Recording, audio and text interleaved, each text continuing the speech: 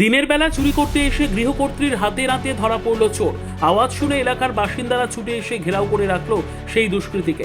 এমনই ঘটনা ঘটেছে রবিবার দুপুরে ইসলামপুর পুরসভার আশ্রমপাড়াতে।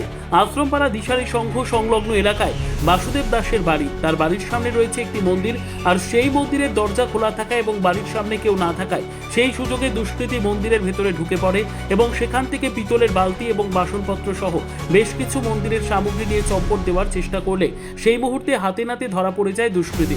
এরপর এলাকার বাসিন্দারা ওই দুষ্কৃতীকে আটকে রাখে এবং তার কাছ থেকে উদ্ধার হয় একাধিক ডেনড্রাইট এর টিউব। এর থেকে পরিষ্কার যে ওই দুষ্কৃতী ডেনড্রাইটের নেশা করত। এরপর ইসলামপুর থানায় খবর দিলে থানা থেকে পুলিশ এসে ওই দুষ্কৃতীকে তুলে নিয়ে যায়। এই ঘটনায় চাঞ্চল্য ছড়িয়েছে এলাকায়। সম্প্রতি রাজু দাস নামের এক শিক্ষকের বাড়িতেও দুটি সিলিন্ডার চুরির ঘটনা ঘটে। একের পর এক চুরির ঘটনায় এলাকার বাসিন্দারা পুলিশি টহলের দাবি জানিয়েছেন। বাড়ি কোথায়? এখানে কি এখানে আসছো কেন? হ্যাঁ, কি করতে? মাংমাইতে মানে? ওই যে ওরা বললো যে বাসনপত্র নিয়ে চুরি করে নিয়ে যাচ্ছিল। হ্যাঁ, মিথ্যা কথা বলছো কেন? উনি তো দেখেছেন এটা।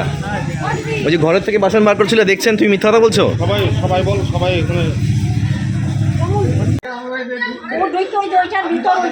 এই দরজাটা খোলা ছিল, ঠাকুর ঘরের দরজা। তারপরে কি করে বুঝলেন?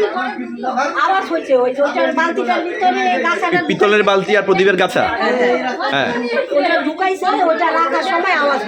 তারপরে আপনি এসে কি দেখলেন? মানে ওগুলো রেখে দিয়েছে ততক্ষণে? আচ্ছা। ব্যুরো রিপোর্ট, উত্তর বাংলা সংবাদ।